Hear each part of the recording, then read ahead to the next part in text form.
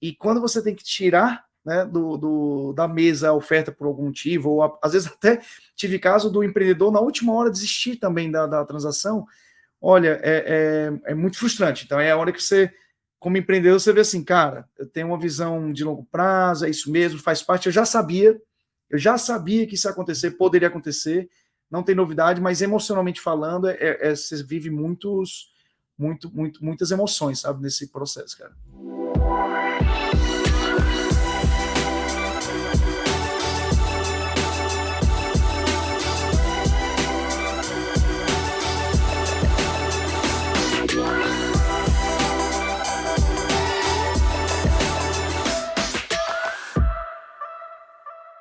Olá, eu queria lhe dar boas-vindas a mais um episódio do nosso podcast. E como a gente já tem feito, esse aqui vai ser um papo super interessante, porque a gente vai falar sobre uma jornada única, mas é uma jornada meio que dupla também. Porque a gente vai falar sobre Search Fund e o que é um Search Fund, e depois do que acontece num segundo momento desse Search Fund, que é justamente a aquisição de uma empresa, e depois o desafio de escalar essa empresa. Enfim, vai ser um papo super legal. Eu sou o Marcel Almeida, CEO da PM3, e vou ser o host de vocês. Eu estou aqui com o Rodrigo Iannuzzi, para ser nosso co-host. Iannuzzi, eu estou super curioso, como sempre, nos últimos episódios eu tenho estado. Mas eu acho que vai ser bem legal. Esse é um dos que eu estou mais curioso, na verdade. Eu acho que esse ponto do Search Fund vai ser super legal da gente descobrir que não é algo muito comum no Brasil, né? Acho que, na verdade, esse aqui que o Marcelo vai falar com a gente foi o primeiro que eu vi, assim, depois ele conta quais... Mas nem no mundo, né? No Brasil, muito pouco, mas nem no mundo é comum. Nem no mundo é muito comum. E como é que está sendo essa experiência aí também dele depois da aquisição da empresa, né? Vai ser super, super legal de entender. Legal.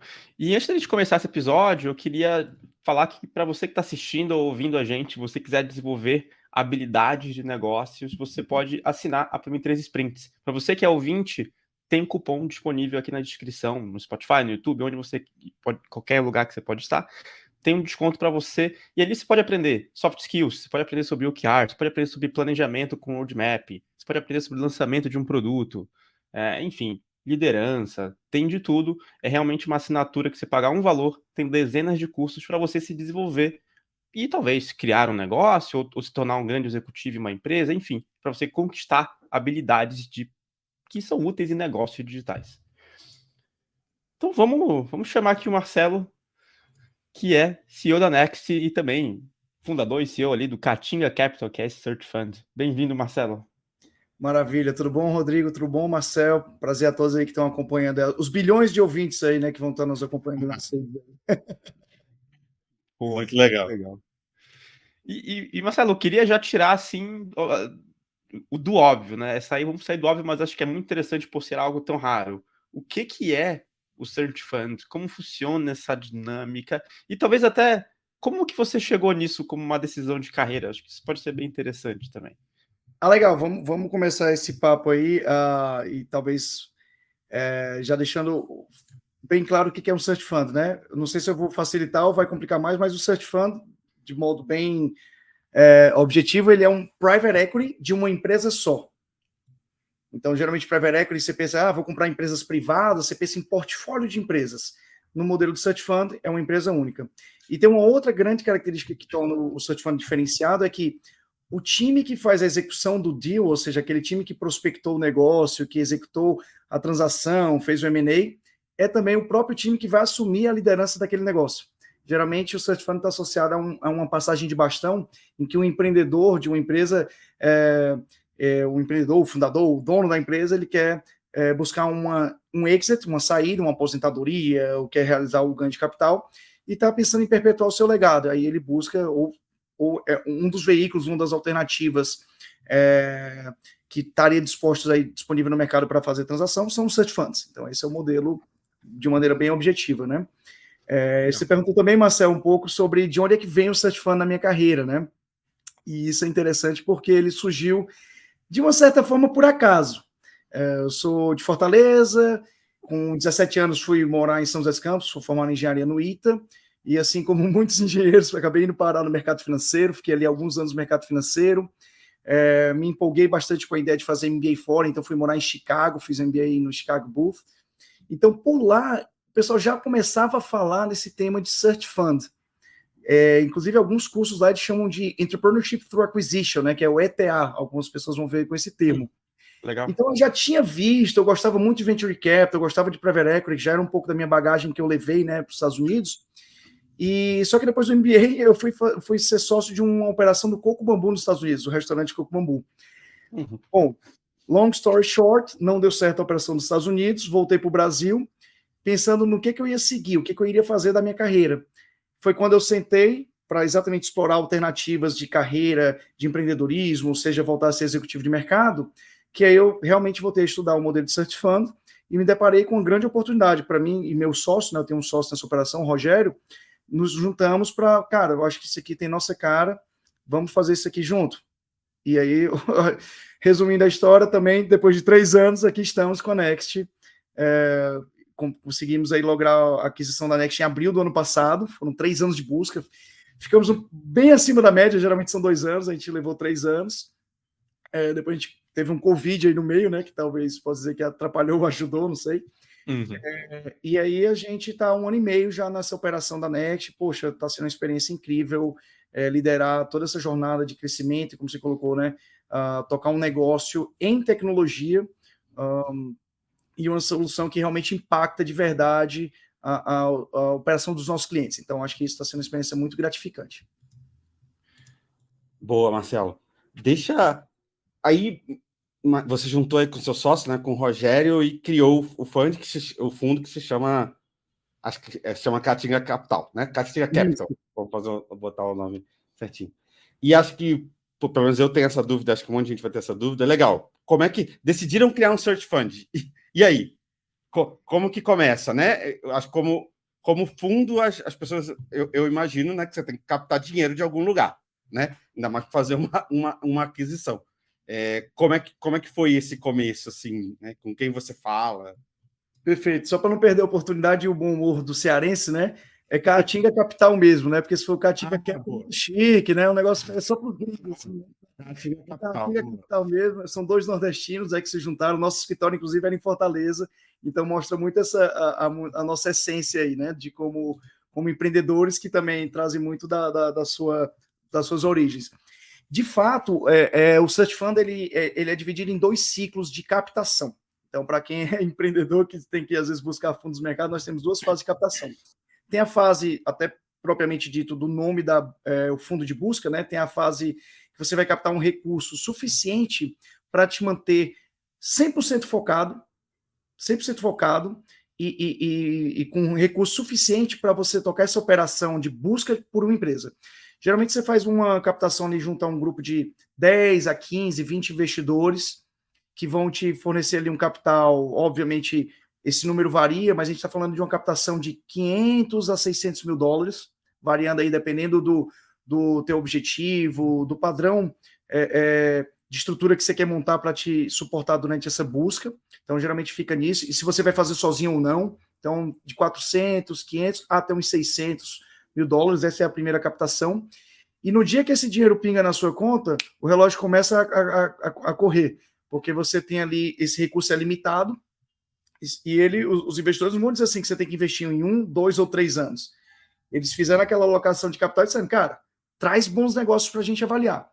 E é exatamente nesse momento que, quando você encontra um bom negócio, você avança em negociações, vai ali trabalhando o pitch de vendas, né, o investment pitch ali para os teus investidores, você vai sentindo que está aquecendo a transação, que você achou o termo, uma indústria, achou um bom ativo e achou um bom termo de transação, você vai se aproximando até o momento que você diz assim, investidores, negócio fechado, precisa agora de uma nova rodada de captação. E aí sim é que vem uma outra, vamos chamar aqui, né, de uma pancada, vem um volume mais elevado de captação, porque a gente está falando de empresas, geralmente, aqui no Brasil, as transações já aconteceram, estão ficando aí na ordem de 50, 60 milhões de reais até 3 dígitos baixos. Então, assim, tem variado muito o range das operações, mas as captações geralmente são para fazer transações de 50, 150, até quase 200 milhões de reais. Mas esses investidores, quando eles fazem o primeiro aporte, até esses 600 mil, eles são obrigados na próxima rodada, tipo uma chamada de capital, ó, agora me dá o resto do dinheiro. E eu fiquei na dúvida também se eles precisam aprovar a aquisição. Eu também não sei se depende de cada fundo, ou se tem um modelo fixo. Muito legal, perfeito. E até eu tô vendo que vocês realmente estão bem curiosos, né, para querer aprender bastante aí sobre a operação. Existe muita literatura, acho que eu já quero deixar, aproveitando nessas perguntas, existe muita literatura sobre Search Fund, existem materiais publicados aí, o pessoal de Stanford faz muita publicação, inclusive com estatísticas sobre o setor. Eu acredito que é o pessoal da IESE, né, lá na Espanha, que também faz outras publicações e traz estatísticas até, uma com viés mais americano, outra com viés mais internacional, enfim. As informações estão aí e eles explicam bastante como é que são, de fato, o passo a passo até para você montar um fundo. Óbvio que na hora que você sai da teoria e vai para a prática, as coisas não são bem assim, mas, de fato, acho que tem muita qualquer negócio, né? Mas, então, falando para a sua pergunta sobre o investimento, realmente é um investimento, entre aspas aqui, mas é um investimento a fundo perdido. O cara te conheceu, ele te entrevista, obviamente ele vai te conhecer, eu vou te dar um pouco, depois eu comento mais sobre a parte do fundraising, mas só para ser mais específico na tua pergunta, ele coloca aquele dinheiro a fundo perdido porque ele não sabe exatamente que negócio você vai trazer. Ele nem sabe se você vai de fato conseguir lograr êxito e conseguir comprar uma empresa. Estatisticamente, 1/3 dos deals de Search Fund, estatisticamente global, 1/3, talvez menos que isso, já não concluem a aquisição. O ciclo de investimento de 1, 2 anos, 3 anos, ele acaba resultando em no deal, né? Então, eles colocam esse dinheiro a fundo perdido, entre aspas, novamente, mas eles têm um incentivo que é o quê? O direito de preferência. E aí, essa cara, então eles é que vão ter o direito de preferência de, na hora que você for chamar o capital, o cara estar entrando como se fosse na rodada prime, ali na primeira rodada, o que está a transação acontecendo. Então eles têm esse direito de preferência. Quem não executa esse direito de preferência, tem até um conceito muito conhecido no Search Fund, é o básico, até no modelo, tem um modelo de step-up. O cara que não quis investir, ele recebe, pelo dinheiro que ficou alocado durante 2, 3 anos financiando essa operação de busca, ele recebe para cada dólar que ele investe, 1,50. Então, você vê, existem mecanismos de incentivos para que investidores invistam nessa fase de busca, corram esse risco, mesmo que o deal não seja exatamente aquilo que ele está buscando. O único cenário em que ele, teoricamente, perde capital é quando o searcher, né, o ativo não encontra, quer dizer, os searchers não encontram o ativo. Então, esse é um cenário. E nesse direito de preferência, aí, obviamente, vocês entendem essa parte de fundraising muito bem, você pode botar pro rata, né, você pode botar pro rata, você pode botar abaixo, você pode pedir para aumentar, e aí você vai montando a sua cap table. Nesse processo, para te contar um pouco da nossa experiência, nós tínhamos 20 investidores na fase de busca. Quando a gente foi para o deal, nós saímos de 20 e caímos para 10. Apenas 10 quiseram continuar. Trouxemos mais 20. Então, hoje nós temos uma cap table com aproximadamente 30 investidores. Então, eu não sei se quem está ouvindo isso vai sentir na pele, mas é a emoção, meu amigo, até o fim, sabe? Até fechar o cap table no último segundo da transação para assinar o cheque, até conseguir juntar todo mundo, é emoção até o final, tá? Interessante. E eles precisam aprovar? Exatamente. Eles têm o direito de preferência. Então, na verdade, no momento que eles concordam com o deal, significa que eles estão... Como se fosse a aprovação. A aprovação. Assim, eu não tenho um compromisso com eles de levar o que eles querem. Eles têm o direito de não continuar. O meu compromisso é que se eu for continuar no deal, porque captei o recurso, consegui os investidores, e eles não forem, eu recompro eles a 1,50, né? $1, 1,50. É um step-up. Esse é um incentivo até para fomentar a indústria, porque se você pegar uma boa dupla, um solo searcher, né? Um single searcher, que vai, de fato, estar comprometido com aquele processo e vai querer buscar empresas com aquelas características, e ele vai ser disciplinado, e ele vai ter sucesso, mesmo que não seja um dia que você queira, você pelo menos garantiu não vou chamar de um resultado, porque ninguém, não é um, se você pensar nas proporções de valores, os dólares iniciais da captação são muito baixos, proporcionais ao cheque total que você vai fazer quando compra uma empresa. Mas, de certa forma, gera um incentivo para você manter o dinheiro sempre em circulação, até para gerar incentivo para trazer maior volume de deals, né? Então, a indústria tem muito mecanismo aí que torna bem interessante, né? Legal. E, Marcelo, esses investidores, eles são investidores específicos de search fund? São pessoas físicas? São outros fundos? Quem são essas pessoas, né? São Muito internacionais? legal. São nacionais? Perfeito. Hoje a minha cap table, ela é basicamente assim, eu tenho esses 30 investidores, uns 20% do meu capital é brasileiro, e eu acho que o principal investidor, acho não, eu tenho que ter certeza de algumas coisas, né? O meu principal investidor é o pessoal da Spectra, então a Spectra Investments é um dos grandes fomentadores aí da indústria de search fund no Brasil, então sempre agradeço muito a esses nossos investidores, eles nos apoiam muito, eles fomentam muito essa indústria de search fund no Brasil e na América Latina, a Spectra. E quando eu vou para investidores não brasileiros, os 80% da minha cap table, aí eu estou falando de family office que ficam nos Estados Unidos, México, desculpa, não são family office, as geografias são Estados Unidos, México, Europa e África do Sul, tem investidor da África do Sul. E aí dentro desse universo eu tenho fundos, ou seja, fundos constituídos, veículos de investimentos constituídos que são exclusivos para search fund, é um business model do veículo ser search fund, só investe em search fund.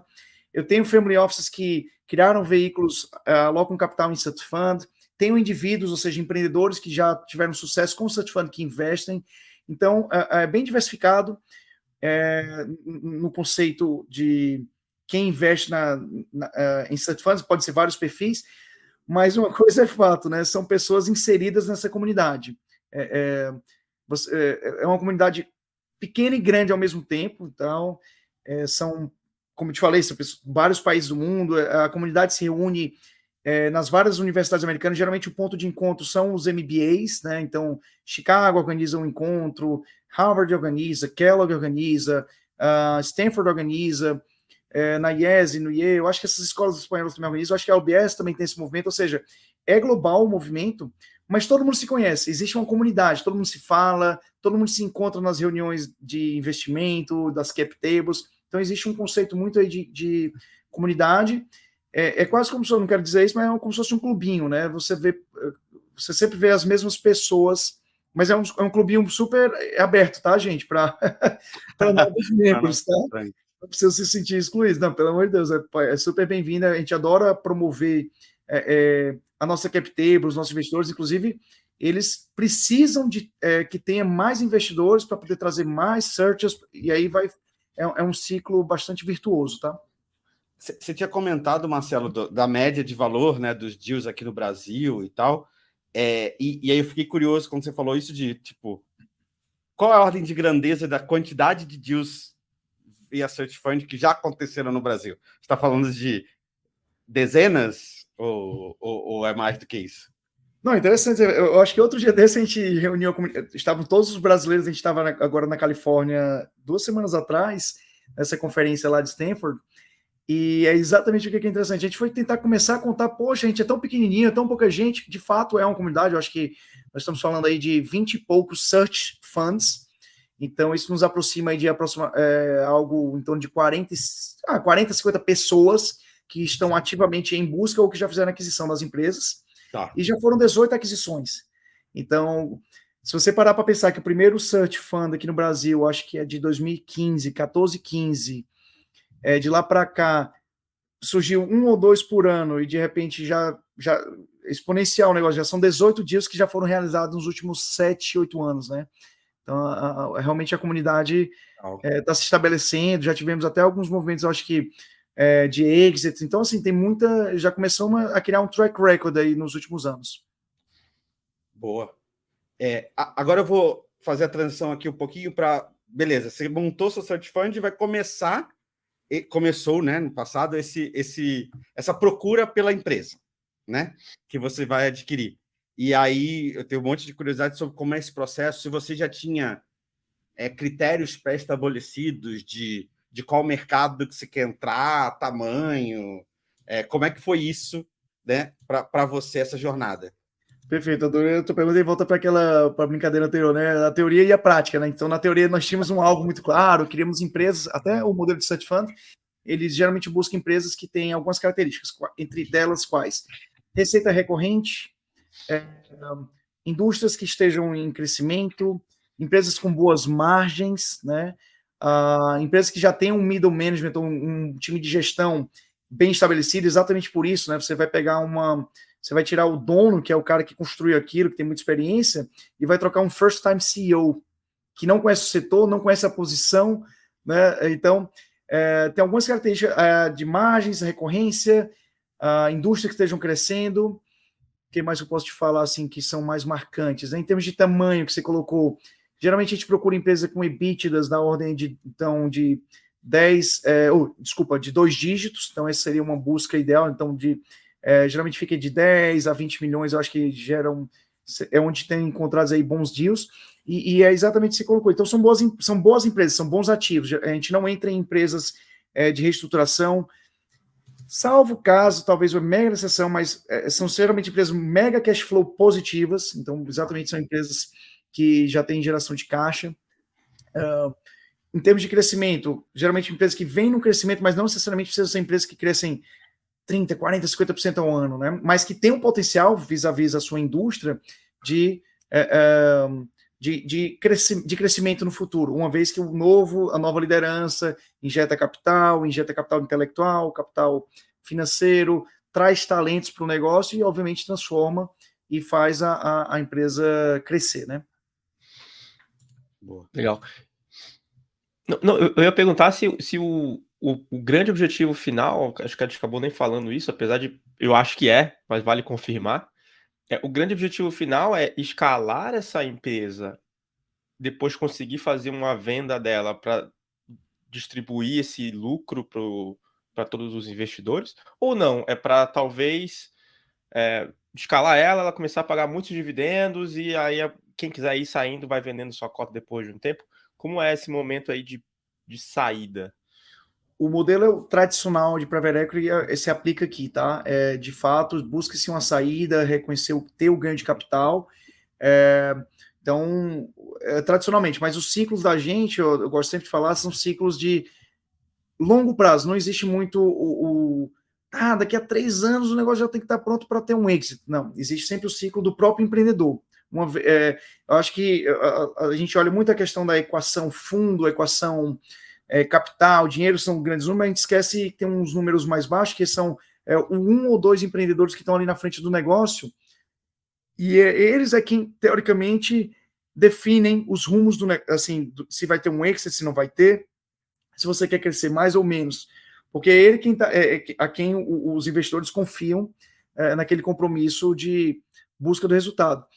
Existe também, mas tem casos, tá, do pessoal que na própria equação de dividendos existe uma recompra, e os investidores saem, mas o próprio empreendedor continua. Tem vários casos aí no mercado, enfim, de novo, mas a teoria, o padrão, o mercado ciclo de 5 anos, você vai ter um exit. Legal. E aí, indo nessa busca das empresas, né, como é que foi? Imagino que deve ter sido mega desafiador, você comentou um pouquinho que foi um período até mais longo do que você imaginava, né? Conta pra gente um pouco de quais foram esses desafios, até também uma ordem de grandeza de com quantas empresas vocês devem ter avançado e conversado para chegar em uma, né? Mas ter falado com muitas. Exato, e de fato, assim, é um trabalho full time, né? É um full time job, você fica 100% dedicado àquilo, de segunda eu não quero dizer segunda a segunda, porque senão o pessoal vai ficar assustado pensando que a gente está. Mas é um trabalho de segunda a sexta, tá? Ó, das 9 às 18, tranquilo, né? Mais ou menos, né? Mas assim, de fato. E só você e seu sócio, Marcelo? Eu e meu sócio, mas a gente montou equipe, a gente contratou estagiários, chegamos a ter vários MBA interns, que inclusive alguns deles, depois montaram o Cert Fund. Então a gente chegou a ter picos de equipe de 2 pessoas, eu e o Rogério, chegamos a ter coisa de 8, 10 pessoas trabalhando para a gente ao mesmo tempo na estrutura. Então, de fato, você acaba montando uma empresa. É uma empresa, não deixa de ser, mas monta uma estrutura para fazer essa busca, né? E é tanto que, só para te dar um contexto, hoje no meu Pipe Drive lá, hoje no meu Pipe Drive, eu usava o NetHunt, o meu CRM lá. Hoje tem milhares de CNPJs cadastrados, porque, obviamente, a gente fez muitos screenings, e, né, então a gente fazia estratégias de conversar com brokers, ou, né, M&A brokers, boutiques de M&A, ou a gente também fazia muita deals proprietários, a gente buscava lá identificar setores que eram do nosso interesse e que a gente acreditava na tese e tentava se aproximar de empreendedores que poderiam estar buscando a saída. Então tem coisa de mais de 8, 9 mil CNPJs que já se encaixava em algum determinado padrão, né, de tamanho de empresa, de faturamento, de setores. A gente assinou um total de 100 NDAs, só para te dar uma ideia. Caraca. E se você chega a assinar 100 NDAs nesse período, significa que você, de fato, conversou, aqueceu uma conversa para evoluir para você assinar um NDA. Você não assina NDA só por assinar, você sempre assina, cara, vamos aqui, essa tese faz sentido, vamos conversar. Tá, NDA assinado. Fizemos 40 propostas. Então, quando você fala de fazer proposta, significa que você parou para modelar, entendeu o mercado, entendeu o negócio da empresa. 40 propostas. Oficialmente, tivemos 4 aceitas. Oficialmente, que eu digo, de fato, o cara assinou. Fora algumas verbais, que na sexta-feira o cara aceita, na segunda-feira mudou de ideia. Tem essas também, tá? As emoções. Foda. Então, tem um pouco disso. 4 oficiais. Então, a gente fez 4 diligências completas em empresas.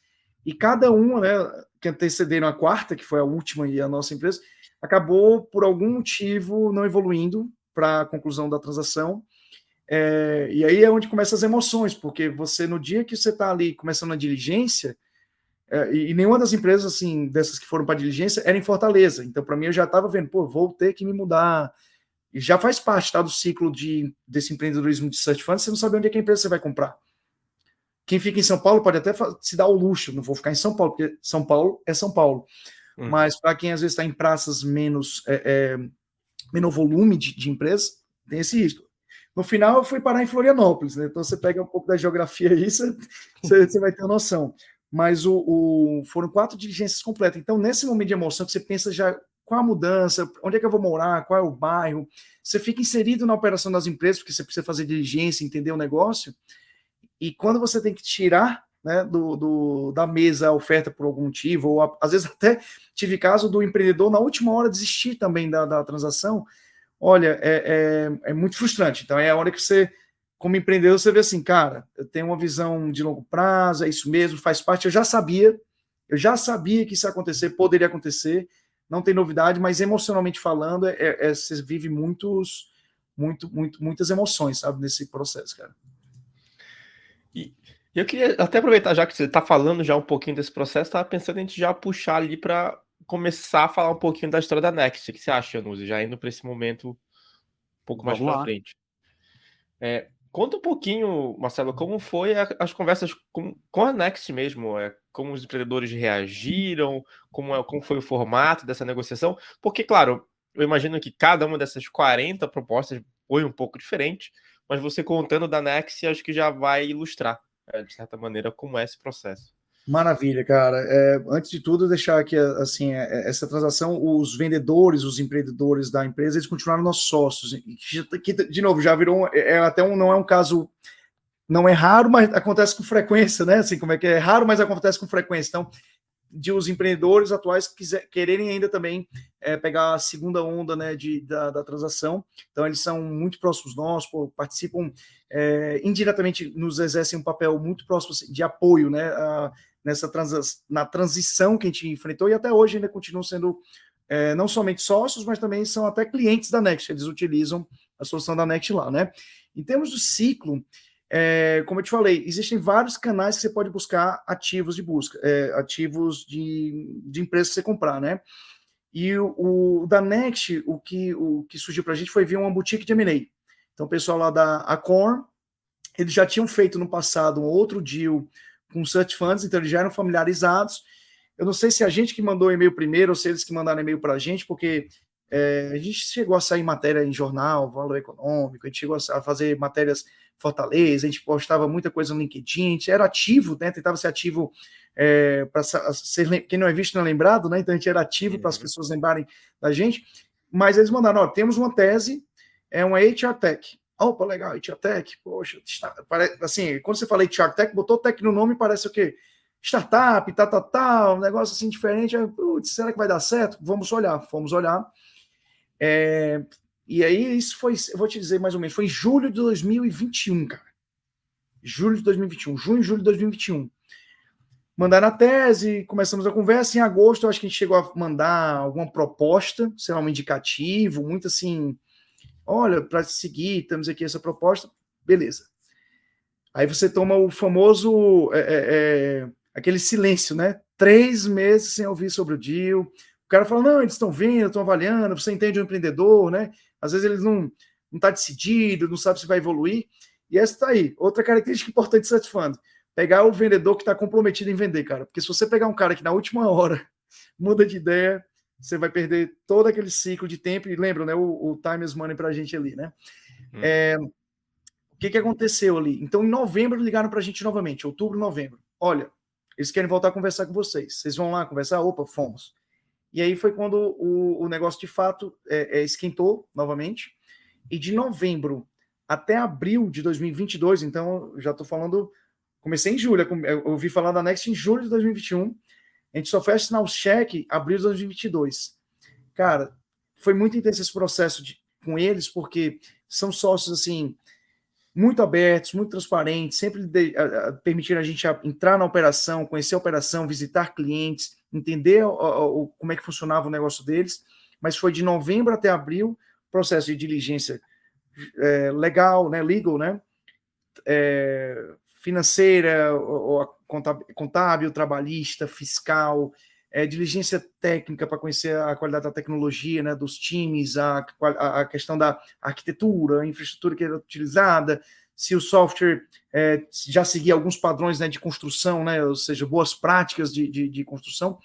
Então foram 5 meses muito intensos, cara. Aí sim, é aquela brincadeira de segunda a sexta, aí você já pode esquecer, tá? Aí vira segunda a segunda mesmo. Você fica imerso, de fato, no deal. Mas um ciclo, você vê, um ciclo de uma transação é 1 ano.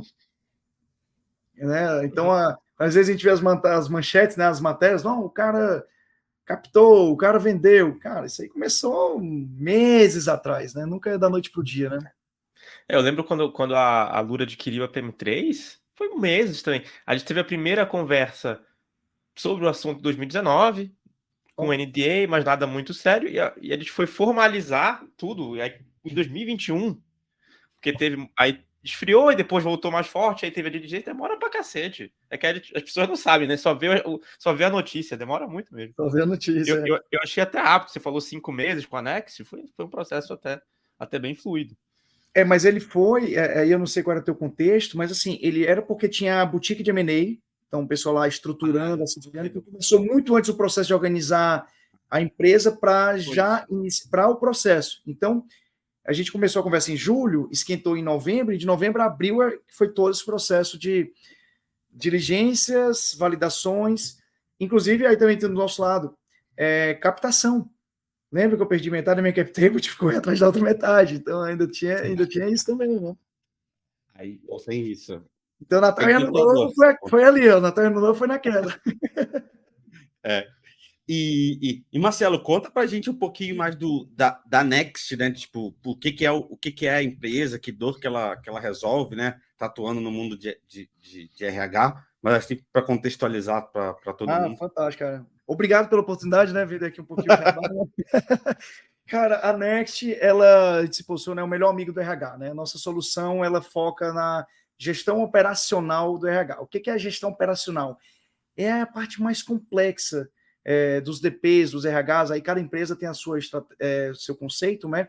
Mas é onde tem números, onde tem um volume financeiro muito grande, que é o quê? Onde você controla horário de funcionários, então ponto eletrônico, controle de escalas, controle de jornadas, tudo em tempo real. Então a gente tem essa vertical de gestão em tempo real, gestão online.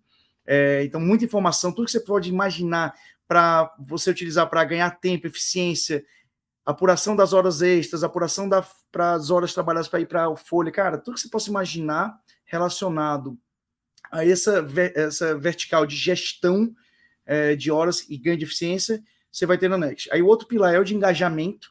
Então a gente tem algumas soluções que engajam os colaboradores. Geralmente a gente está tratando aí de empresas que têm mão de obra descentralizada, empresas de segurança, de facilities, empresas que têm muitas filiais ou muitas plantas. Então esse pessoal, ou que tem uma área grande, extensa, de funcionários que geralmente às vezes não são computadorizados, né? São pessoas que estão serviços sem computador. Você precisa engajá-los, saber se poder mandar uma mensagem para ele, isso tem dentro do ambiente seguro, você poder transitar documentos com assinatura digital também de forma segura, então tem essa parte de engajamento, saber o que está acontecendo na ponta da operação, você ter relatórios, supervisão, rotinas acontecendo dentro da plataforma, E, obviamente, que não adianta nada ter a gestão online super eficiente e um engajamento muito próximo dos colaboradores se você não tiver, de fato, também a segurança jurídica. Então, toda a nossa solução, ela segue os mais altos padrões, não só em termos de compliance aí com legislação trabalhista, os acordos e as convenções,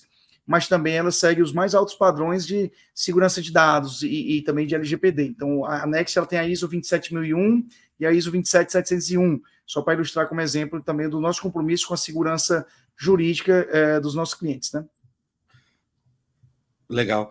E eu fiquei também curioso sobre o tamanho das empresas. Você falou que é descentralizado, mas vocês atuam mais nas empresas gigantes, né? Enterprise, ou é mais small e medium? Como é que... Fantástico, perfeito. A Next, ela atua em empresas, assim, a partir de 100 colaboradores, é o nosso mínimo, assim, de colaboradores para a gente começar a trabalhar, até porque é uma solução muito robusta, então, às vezes, empresas muito pequenas não conseguem nem enxergar valor, né, numa ferramenta com tanta robustez ou com tanta funcionalidade, então, vamos dizer assim. Mas o nosso, pensando aqui em termos de modelo de negócio, os nossos clientes padrões são acima de 1.000 colaboradores, então são empresas realmente que têm um grande volume de mão de obra e que enfrentam essa complexidade, né? Trabalhar muitas escalas, muita gente espalhada. Como é que você controla tudo isso, né? É muito comum a gente se deparar com situações em que empresas já têm até um sistema de ponto, e aí começa o desafio, tá, Marcel e Rodrigo, como é que você vende? Aí começa o desafio de venda. Eu acho que vocês devem ter uns cursos aí também de venda.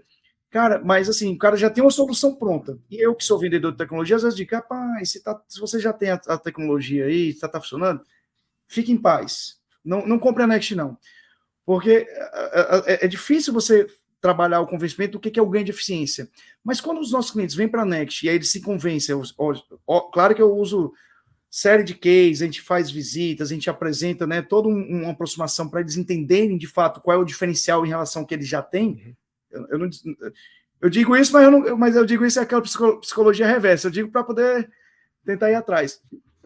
Velho, é muita economia que os caras têm de dinheiro, assim, dinheiro indo pelo ralo de horas extras, às vezes horas extras não efetivas, é só porque o funcionário ficou lá no posto de trabalho. Não tem controle do que está acontecendo na operação. Então, às vezes, ele nem sabe se o serviço que ele que ele está prestando lá para o cliente, uma terceirização, se está sendo feito com qualidade. E, às vezes, não tem nem segurança jurídica das informações que ele tem na mão. Enfim, então, nós conseguimos entrar dentro de uma operação e agregar muito valor. E isso que a gente sempre busca. E só para não colocar até a forma como coloquei aqui sobre a questão do trabalhador, das horas extras, nós temos como propósito tornar as relações trabalhistas mais simples, eficientes e justas. E eu gosto de falar, a parte eficiente é financeiro, é menos tempo de esforço, mais simples é porque eu quero facilitar a vida mesmo do ser humano que está operando aquele negócio, e justo ele vai para os dois lados, porque a mesma informação que o colaborador tem é a mesma informação que o empregador tem. Não existe distinção, então não existe nenhuma forma de não estar sendo justo com o outro, né? Legal. E Marcelo, como foi esse momento pós-aquisição? Porque aí teve a aquisição, fizeram todo esse processo aí de 5 meses, você assumiu como CEO. Como foi esse processo? Eu sei, e eu não sabe, acho que todo mundo aqui sabe, quem está ouvindo provavelmente também sabe que não tem aquisição, que não tenha uma pessoa sequer que fica, meu Deus, o que vai acontecer? Né? Quando tem as pessoas ali, dá um problema. A gente até entrevistou nos episódios passados, a gente entrevistou o Lucas da Nomad, e ele passou por várias aquisições no Viva Real, e ele conta isso, cara, a parte mais difícil da aquisição são as pessoas, e quanto mais pessoas, mais difícil, né, da aquisição e da fusão, do que é de fudar. Então, conta um pouquinho de como foi essa complexidade para você assumir e dar essa notícia para as pessoas, e também as ações na sequência, se você já tinha um plano preparado, pode adquirir, é isso que a gente vai fazer, ou você foi montando o plano ao longo do tempo? Fantástico. Obviamente que quando você tem a tese de investimento, que você vai fazer a captação, você já rascunha, né? Você tem um rascunho de um plano de negócio que você imagina que você vai encontrar em termos de mercado, em termos de oportunidade de produto e tal. Então, a gente já tinha alguma ideia do que a gente ia encontrar ali dentro, até porque durante a diligência você já conheceu os líderes, você já conheceu alguns processos e tal. Mas talvez nada te prepara para o day one, né? O day after, né? Quer dizer, a vida te prepara, né? E eu até te diria, Marcelo Rodrigues, assim, como é que eu encaro, né? Existe um material e um histórico aí de Search Fund que o pessoal listou as 9 características. Eu até gostei, porque eram 9, né? Por que não eram 10? Por que não eram 15? 5? O 9 eu achei 9 características que tornavam os empreendedores Search Fund mais sucesso.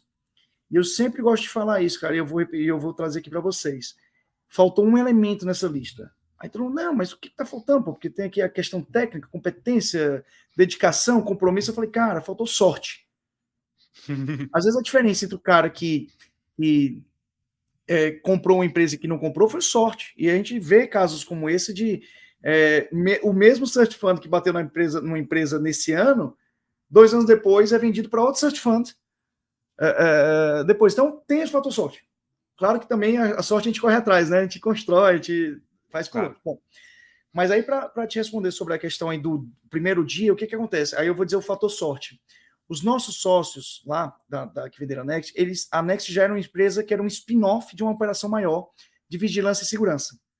E esses sócios, eles estavam muito mais dedicados a esse outro negócio. A empresa, a Next, ela estava dando certo, ela estava num rumo muito certo, mas muito por conta da liderança que estava lá nas equipes, né, já estavam bem estabelecidas, mas não tinha um dono. Obviamente eu falo isso com todo carinho, porque eu acho que eles vão escutar, pode ser que surja, mas assim, não tinha dono, e eles reconhecem isso, não tinha dono, a empresa precisava de dono. Então, então o movimento de entrada minha e do Rogério, ele já enfrentou, ele já foi facilitado pelo fato de não ter uma transição de cultura, de uma certa forma. Não é que tinha um dono na sexta, na segunda começa outro. Esse dono, ele era um ausente. Eles davam os direcionamentos, faziam as cobranças, faziam a empresa acontecia, mas não tinha aquele contato próximo. Então, quando de repente as empresas, os líderes, se olharam na posição que falaram, meu Deus, agora eu tenho 2 diretores aqui para conversar todo dia, para trabalhar, para mostrar os problemas, para resolver, tal. Isso gerou uma expectativa muito positiva e foi legal, porque aí também nos primeiros dias, o que a gente fez? Tudo que é até engraçado, o papel do CEO é muito de dizer não para as coisas, né? E eu me lembro claramente que nos primeiros dias tudo que eu falava era sim. Até um ponto que eu falei, cara, será que eu tô falando muito sim? Tô sendo assim meio naive, né? Assim, meio júnior, meio perdido? Era porque ele tinha muita solicitação, que era basicamente coisas pequenas, mas que para aquelas pessoas que estavam lá já no dia a dia sofrendo, carregando, né, fazia muito sentido. Então, essa primeira parte, que foi o primeiro impacto aí de trazer novidade, e uma novidade boa, né, em termos de uma liderança, isso facilitou muito a nossa chegada, tá? Então, não teve um choque cultural tão forte entre a saída de um e a entrada do outro. Agora, que de fato eu e o Rogério, a gente tem uma cultura muito parecida, quer dizer, a nossa cultura é igual, né? Nossa base é muito parecida. A gente são pessoas diferentes, mas a nossa base é a mesma em termos de cultura. Aí sim é que começa a gerar, porque claramente a gente tem uma dinâmica muito diferente. A nossa pegada era diferente, a gente queria ver no detalhe, a gente queria entender, queria se aprofundar, exatamente para poder entender, estar ciente do que está acontecendo na operação. Né? Então, aí, quando a gente chegou muita energia. Talvez aí é que começa a ficar interessante. Talvez energia demais. Ou não, não dá para voltar no tempo e mudar, mas talvez a gente chegou com muita energia num ritmo que a empresa não estava acostumada. Ela precisava de fazer muitas mudanças, e aí sim foi quando a gente começou a enfrentar os primeiros choques de liderança, os primeiros choques de processos, os primeiros choques de gaps de pessoas certas nas cadeiras certas. E também, aí, só para também fazer um long story short aqui também, saímos da noite para o dia, a gente saiu de 60 pessoas para 100 pessoas. Hoje nós estamos com 130, mas a empresa, rapidamente a gente viu vários gaps de função, de pessoas, de responsabilidade, que a gente teve que suprir. Então, imagina a empresa dobrou de tamanho, quer dizer, de 60 para 100, 110 pessoas, quase que overnight, uma cultura que ainda não estava 100% estabelecida, 2 novos diretores que não conheciam o setor, não conheciam a tecnologia, não conheciam o setor, não conheciam os clientes. Cara, é muita coisa acontecendo ao mesmo tempo. E aí é onde começa você ver, né, Marcel e Rodrigo, é quando você está com as pessoas certas, né, cara? Porque aí vem a questão da cultura, que aquele negócio que todo mundo fala que é cultura, como é a estratégia no café da manhã. Hoje eu respiro isso, eu percebo. Porque, velho, a estratégia, ela, né, a teoria. Na prática, meu irmão, é a cultura. Né? É ela que vai definir ali o rumo do negócio. Então, a gente tem essa sorte na transição, mas depois no dia a dia foi muita conversa, cara. A gente teve muito one-on-ones aí, viu? Para ouvir feedback, aprimorar, melhorar, diminuir o ritmo, acertar a comunicação interna, mas foi um grande desafio, viu? Hoje eu ainda tenho esse desafio constante, né? Liderança não acaba nunca, né?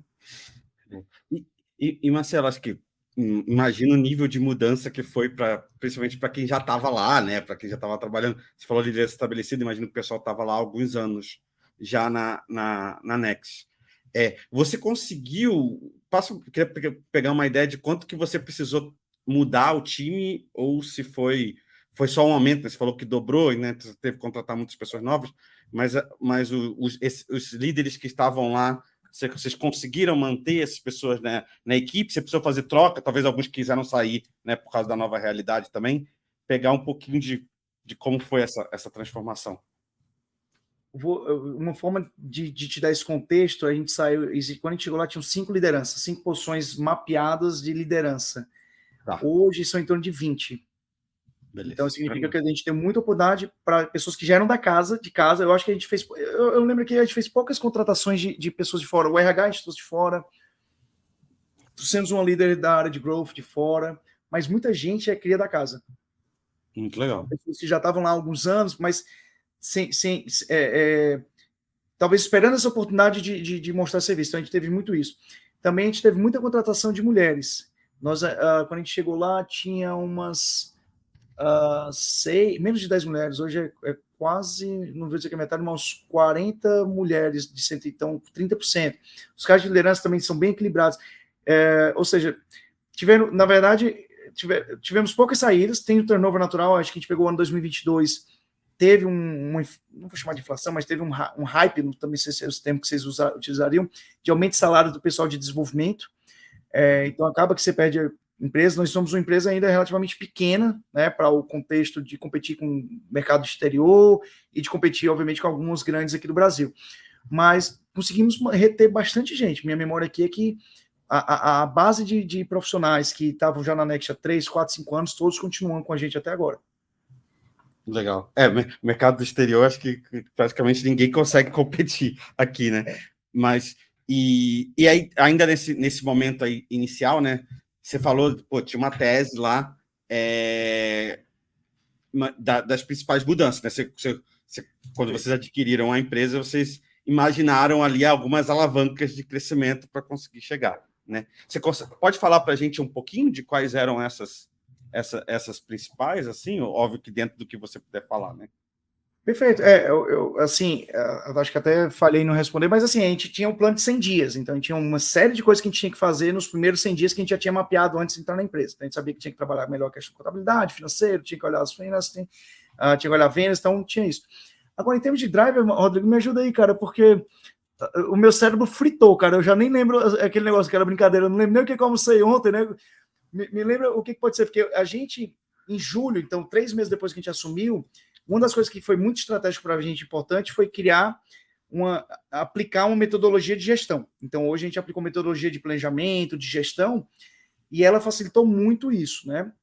Em termos de controlar, né, o que está acontecendo na empresa, empoderar os nossos líderes para eles, de fato, assumirem as suas cadeiras, suas responsabilidades, o accountability, né? Então, a gente nem tem organograma, a gente tem um accountability chart. Então, a gente até usa alguns conceitos assim o líder está empoderado, ele tem LMA, né? Ele lidera, gerencia, manage e ele é accountable. Então, meu irmão, não adianta depois apontar para cima se você é accountable pela sua entrega. Mas vou te ajudar na forma como eu estava pensando, né? Tipo assim, óbvio que você queria crescer, você quer crescer a empresa, né? Mas assim, imagina que tinha uma tese de como você quer crescer, né? Você quer expandir para novos segmentos de indústrias, quero expandir geograficamente, quero criar novos produtos para esse mesmo público de RH, né? Perfeito. Né? Você acabou de responder, é mais ou menos por aí. Tudo isso ao mesmo tempo, né? Tudo isso ao mesmo tempo, e de frente para trás, de trás para frente. Mas, de fato, sim, a Next, quando quando a gente chegou lá, 90 e poucos % da carteira era de setor de facilities e segurança. Então, são empresas que até diria, tenho muito respeito pelos profissionais que são os nossos usuários. Hoje nós temos 350 mil usuários diários na nossa plataforma, né? Quando a gente assumiu, tinham 180, então a empresa já dobrou de tamanho aí nesse 1 ano e meio aí que a gente está lá dentro. Muito também reflexo do que já vinha, a gente está colhendo também muitos frutos do que é o ativo da empresa, né?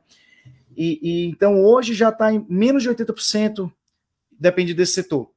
Ainda é muito relevante o setor de facilidade de segurança, que são essa mão de obra que é uma mão de obra descentralizada, eles ficam em postos de serviços, muitas vezes eles se sentem mais funcionário, mais parte da empresa onde eles prestam serviço, do que de fato da empresa de quem eles vestem o uniforme.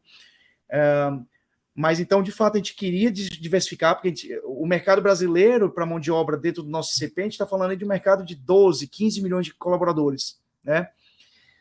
E o setor de facilidade de segurança, você está falando de 2, 3 milhões.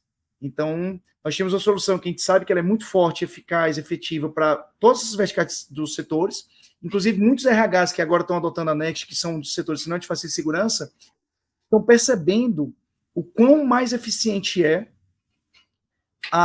o formato de gestão da terceirização, porque a terceirização ela tem que ser a forma mais efetiva, mais eficiente de gerir mão de obra, porque o produto dos caras é mão de obra. E aí o nosso sistema nasceu para resolver o problema de gestão de mão de obra de facilities terceiros. Agora que a gente está indo para as indústrias, outras indústrias, todo mundo que olha diz, caramba, onde é que vocês estavam esse tempo todo? Né? Então, diversificação de setor é uma coisa que a gente está acontecendo. Expansão geográfica. Quando eu entrei na Next, acho que já ficou claro, eu sou cearense, mas quando eu entrei na Next, a gente vendia R$0 para o Ceará. Hoje já é entre 5% e 10% do nosso faturamento, já do Ceará. O meu sócio de São Luís, a gente já está começando a ir para São Luís também. Então, a gente tem essa visão também maior do mercado ser maior do que só São Paulo.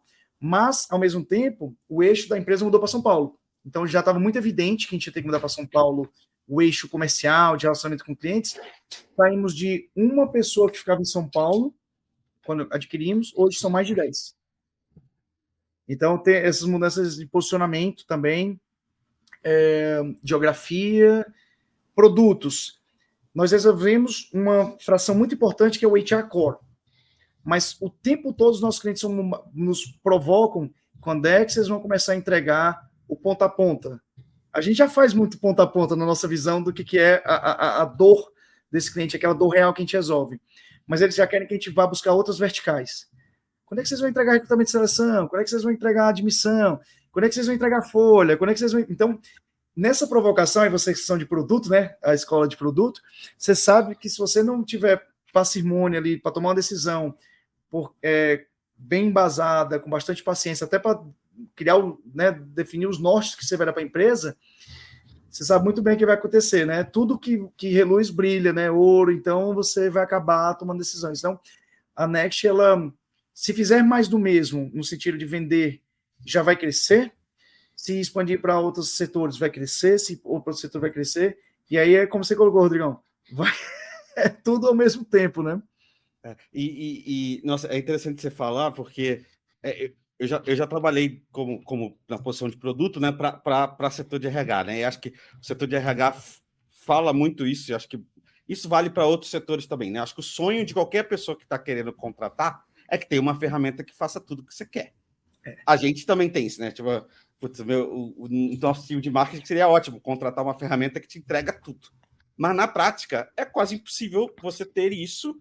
E quando tem, normalmente vai ter alguns gaps de qualidade em uma parte ou outra. E para você ter o melhor de cada um, você precisa ter N ferramentas, né?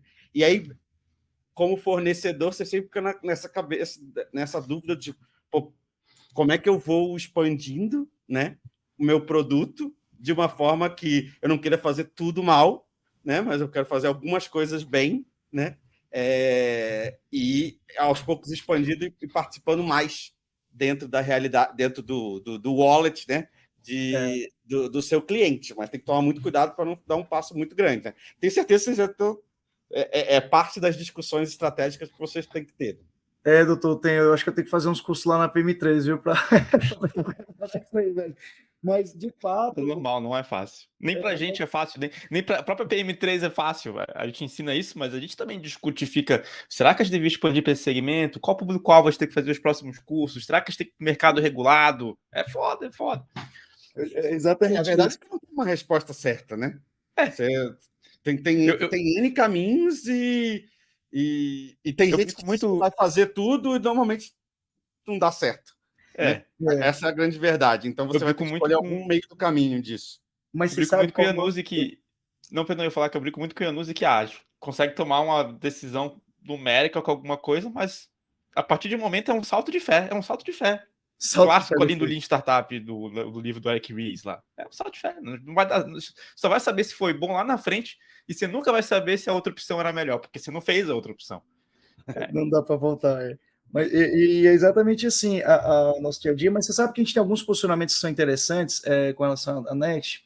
Primeiro que ela combina uma série de ferramentas, em vez de você ter várias ferramentinhas, eu nunca gosto de falar da concorrência, porque, como eu falo, se está funcionando, não mexe, sabe? Deixa quieto, está funcionando, né? Tá. Mas você pega várias ferramentinhas de mercado para RH, para fazer gestão de ponto, apuração, de atestados, tudo que você possa pensar em termos de gestão de RH ali, operacional, você vai ter no Next. Então, a gente se posiciona como one-stop shop. A minha segunda posicionamento que eu acho que é... de operações, né? Na parte de operações... Pessoal, né? Que algumas pessoas chamam de departamento pessoal... Gestão operacional, que tem pessoal de campo, sabe? Então, aí tem um outro segundo que eu acho que ele ainda vai ser no dia que eu conseguir comunicar melhor ao mercado essa nossa funcionalidade, eu acho que aí é que está o grande salto exponencial da Next. É porque eu ainda não cheguei lá. O que acontece? Todos os clientes da Next, quando olham para a Next, eles falam assim, cara, tô com a Next, tá tudo funcionando, eu tenho minha operação na mão. Aí ele vai assim, meu RP integra com a Next? Então eu vou ficar com o RP. Meu sistema de folha integra com a Next? Integra. Então eu vou ficar com o RP ou com a folha. Vou contratar um sistema novo. Esse sistema integra com a Next? Integra. Então eu vou contratar. Se não integra, eu não contrato. Que é exatamente a parte das nossas integrações e APIs públicas. Eu dentro do mercado de RH, a Next ela é um SaaS, mas nós temos os endpoints todos, a API pública. Pode entrar no site lá das APIs públicas da gente. Então, tudo que você imaginar em termos de customizações que você queira desenvolver, ou de integrações, ou de interações com o sistema que até possa evoluir para não ter interação humana, ou seja, cada cliente nosso vai ter uma inteligência. Por isso que às vezes eu brinco, tá? De abominar um pouco a questão da inteligência artificial. Ela vai funcionar bem de um modo genérico, mas os nossos clientes operam na vírgula, então cada um vai ter que desenvolver a sua própria inteligência. Aí eu uso muito o termo inteligência humanizada. Obviamente aqui eu estou falando de uma forma muito superficial, não quero entrar no mérito das besteiras que eu estou falando aqui, mas eu tento trabalhar muito mais o conceito da inteligência humanizada. É você dar subsídio para o cara tomar decisões, ou criar processo de machine learning, ou quiser processo de regras para tratar as exceções que o sistema te aponta. Mas, enfim.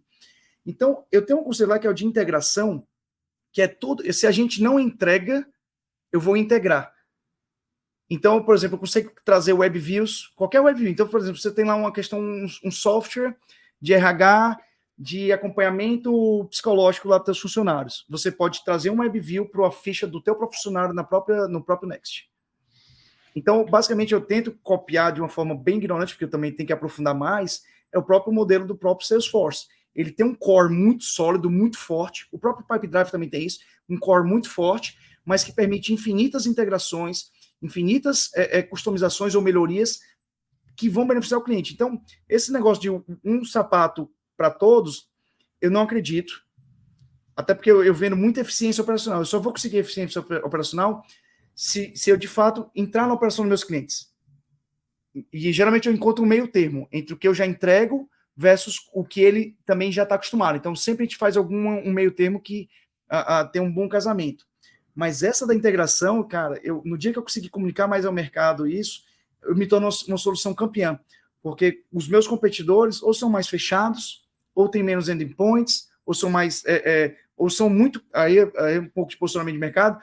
Ou para você conseguir uma customização, cara, você vai ter que pagar uma fortuna lá para um consultor próprio dos caras. Ou seja, o cara, você fica blindado deles. Você fica preso, né? Você não consegue fugir. O nosso não, cara. Tem as APIs, faz em qualquer linguagem que você quiser aqui fora, joga para dentro ou puxa, enfim. Eu acho que é salto quântico. Oi? Você chega a oferecer o serviço de integrar? Porque, assim, até de conhecimentos prévios acho que essa é sempre uma dor, né? Pô, eu quero integrar 2 soluções. Tipo, vai ter que, sei lá, uma empresa de facility talvez nem tenha uma equipe de TI própria, né? Então, como é que ela vai contratar? Ela vai contratar alguém ou vocês oferecem esse serviço? Ou o outro lado que você está plugando oferece o serviço? Como é que funciona isso? Aí já você deu espaço para você dar seu jabá de você vender também. Como é que vocês estão se posicionando diferente quanto às integrações? Eu vou vender o jabá e vou falar da dificuldade, assim, abrindo aqui o kimono, assim, hoje a Next ela não oferece a integração como serviço. Aí eu acabo sofrendo, porque eu vou buscar parceiros no mercado, ou permito o meu cliente fazer essa própria integração inicial. Então, o que eu acabo encontrando? Objeção. Acabo encontrando um ciclo de implantação de um cliente que é para ser de 1 semana, que é uma integração 2 semanas, pelo menos o inicial, vira uma briga de 2, 3 meses porque o cara não entendeu alguma coisa. Ou tá... Aqueles negócios que a gente sabe quando vai falar de integração de sistema. Então, é aquela discussão sobre produto. Hoje, nós já estamos internalizando times / parceiros credenciados de confiança. Legal. E quando a gente for vender o projeto e for falar, cara, vai ter integração, a gente já vai bater na mesa e dizer, cara, faz com a gente, confia, vai ser melhor, sabe? Já que você, assim, até um pouco, já que você vai investir numa mudança de sistema, faz direito, vem com a gente, sabe? Então, mas isso foi uma discussão que vem se arrastando aí nos últimos meses. E aí, galera, vamos contratar gente, vamos pegar esses parceiros, mas vamos trazer eles para dentro, dar incentivos mais fortes para eles estarem firmes com a gente. Cara, então, tá aí, é um produto, mas que não é um produto que tem desenvolvimento, mas tem uma inovação em como eu entrego o meu produto para o meu cliente. Uhum. É até uma forma. E aí, outro desafio. Como é que eu levo isso, que está aqui na minha cabeça, tá com meus líderes, como é que eu levo lá para a ponta para o meu cara que está lá tentando converter mais clientes? Aí tem o desafio da comunicação, aí começa outros desafios, entendeu, gente? Mas isso eu ainda pretendo, de um jeito, levar mais forte para o mercado. Eu sempre falo, mas, cara, vem com a gente, sabe? Eu ainda vou conseguir. Não, e assim, eu acho que as empresas estão ganhando cada vez mais essa maturidade de deixa eu olhar os players do mercado, todas as opções, porque a verdade é, qualquer mercado que você vai ter mais de uma opção. Todas vão ter, de todo diferentes sabores, diferentes tamanhos, diferentes preços, mas eu tô vendo cada vez mais as empresas atingindo a maturidade. Deixa eu ver se é fácil integrar, deixa eu ver se tem API, deixa eu ver se pluga com a minha ferramenta que eu uso aqui. Na VM3, por exemplo, é premissa de qualquer ferramenta que a gente contrata. Tem API aberta, integra com o Zapier, sim ou não. Se for não, dane-se, nem olha, porque a gente não vai contratar. Então, isso eu acho que realmente é um diferencial muito, muito legal de vocês. Ter isso tudo aberto e deixar fácil para a pessoa customizar. Porra, eu acho sensacional. Esse é o nosso projeto. Né? A gente não precisa falar o nome, acho que até de outro mercado, mas tipo, tem softwares empresariais desses que você tem que pagar para você poder ter o módulo que te dá direito a integrar. Né? E isso acontecer. O que para mim é uma loucura. Mas em vários segmentos isso acontece, não é só nesse, tem muitos segmentos. E eu acho que isso é uma visão que tá mudando já. Como eu falei, as empresas, isso é premissa. Cada vez mais é premissa. Então é muito legal esse diferencial. A gente busca muito retorno para os clientes, né? Assim, para cada real que ele gasta com a gente, é muito comum aos clientes darem exemplos, né? Poxa, realmente aquilo lá que a gente está fazendo sobre o controle de hora extra reduziu 25% das nossas horas extras. Eu falo, porra, que legal. Quando a gente vai fazer conta, já pagou 4, 5 vezes a mensalidade. Só essa vertical. Fora as melhorias de processo, tal. Então, a gente é muito preocupado com isso. E aí, eu até brincando aqui também, voltando aqui, eu sou muito besta, né? Porque a gente, às vezes, nem cobra tanto quanto deveria cobrar que esse pessoal de customização, essas outras plataformas cobram, né? Então, a gente pensa muito no relacionamento que a gente tem de longuíssimo prazo. Hoje, eu vou ser bem honesto, cara, o nosso churn da empresa é próximo de 0. Então, assim, os nossos clientes estão com a gente. Não vou dizer que não tem problema, porque, pelo amor de Deus, né, cara, é software, tecnologia, usabilidade, a gente está sempre evoluindo, mas o que eu sempre trago é a nossa atitude perante os problemas. nós temos poucos bons e grandes clientes. Hoje são um pouco mais de 300 clientes, mais de 350 mil usuários, temos capacidade aí para atingir nos próximos anos, aí, pelo menos aí a marca aí de 1 milhão de usuários, então triplicar de tamanho nos próximos 3 anos, eu acho que a gente tem essa visão aí de conquistar, mas tentando preservar essa nossa essência, que é de estar próximo do cliente, até por conta da origem da Next, que nasceu de dentro de um cliente, ou seja, ela nasceu de dentro de uma operação, ela nunca nasceu para monetizar, ela nasceu para resolver uma dor. A gente não pode perder essa nossa essência, que é isso que torna o nosso grande diferencial de mercado, e a minha equipe também é só de especialistas, todo mundo entende a dor do cliente, faço questão, é um esforço natural meu, e aí fica até um feedback para talvez os alunos, né, de PM3 que estão assistindo, os meus devs, eu tento incentivá-los a visitar os clientes, porque às vezes, muitas vezes o cara fica lá dentro do escritório, vivendo lá, tipo, codando, mas não sabe o que ele está codando e para quem. E quando ele descobre que aquele código dele pode impactar na vida de uma pessoa, até colocando às vezes na questão, uma pessoa mais humilde, uma pessoa um servente, é um faxineiro, uma pessoa de asseio geral, porra, cara, aí começa ele encarar de uma forma mais, não vou dizer que não é sério, mas de uma forma mais feliz, talvez, a construção que ele está fazendo, porque aquilo ali tem um impacto lá na ponta. Né? Ele tem mais empatia, né? Que acaba criando a empatia. Acho que muito legal. E, pô, achei legal também que você falou que você tá... É muito engraçado isso, porque você... Engraçado não, é muito bom, na verdade. Você adquiriu a empresa através do Search Funds e você ainda tá falando da essência dela, de quando ela surgiu, mantendo isso até hoje, por fazer todo sentido. Então, eu acho isso muito, muito bacana. Faz toda a diferença. Total. Pô, eu gostei, eu tô gostando muito do papo, Janus e Marcelo, mas eu acho que a gente já conseguiu cobrir muito aqui, desde o Search Fund, a história da Next, os próximos passos da Next, e acho que ficou super completo, tanto para quem está curioso do Search Fund, quanto para quem quer saber mais sobre o mercado que você está atuando. Eu curti bastante. Maravilha, gente. Até para fazer aqui o comentário, né? Quem quiser saber mais sobre o Search Fund, pode me procurar no LinkedIn. Eu sou uma pessoa extremamente assim, acessível nesse contexto para promover a indústria de Search Fund. Eu gosto. Então, pessoas de MBA que estão na dúvida, eu disponibilizo ali uns 10, 15 minutos, até porque eu faço 3 perguntas, né? Se o cara quer fazer, se ele quer ir para Search, né? Você entende o que é um Search? Você quer e você tem capacidade. Então, se ele responde essas 3, inclusive, ele consegue captar o fundo, porque é o que os investidores vão olhar, né? E também, poxa, com relação à Next, ela é uma empresa que está em transformação, ela está acontecendo, a empresa ela resolve uma dor real, então eu me sinto muito satisfeito com isso, sabe, de você resolver uma dor, você vê o impacto nas operações dos clientes. Quem quiser conhecer mais sobre a Next, o site é o next.com ou o Instagram é o Seja Next. Ser um prazer também conectar e falar mais. Startups, quem tiver startups aí de HR Tech, se quiser chorar as pitangas junto, pode me procurar também, que eu adoro. E vez por outra, eu acho legal, cara, a gente encontra muito cliente em comum. Então, vez por outra, eu encontro soluções de mercado que tem cliente em comum, eu falo, cara, vamos pegar essa tua solução e vamos levar para todo mundo, porque faz sentido. Se faz sentido para um, a operação é a mesma. Então, é onde você começa a ter escalabilidade, sabe? Então, é bem interessante. Então, pode me procurar, vai ser um prazer. E quem quiser também aí trocar ideia de liderança, essas coisas, aí procure o pessoal da Marcel e o Rodrigo do PM3, que eles fazem melhor, viu? Que isso, cara. Essa experiência de assumir como CEO de uma empresa tem bastante história para contar. Por algum tempo. Acho que tem desafios super legais aí.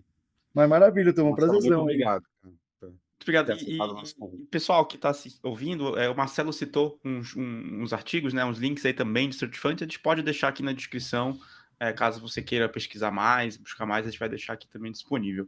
E lembrando que você, como o Marcelo já falou algumas vezes, você pode também assinar a PM3 Sprints e aprender outras habilidades, não só de produto, né, de negócio, de OKR, de gestão de pessoas, liderança. Claro, a gente sabe que não é fácil, isso está sempre evoluindo, sempre tem coisas novas, mas a gente está tentando ajudar ao máximo. Nós mesmos aprendemos aqui, né? Esse papo com o Marcelo, o papo com os outros convidados, a gente aprende, é muito legal. Então, querendo ou não, isso aqui é uma aula para a gente também. Pô, brigadão, Marcelo, valeu, Janus, e obrigado você que ficou com a gente aqui até o final. Até o próximo episódio.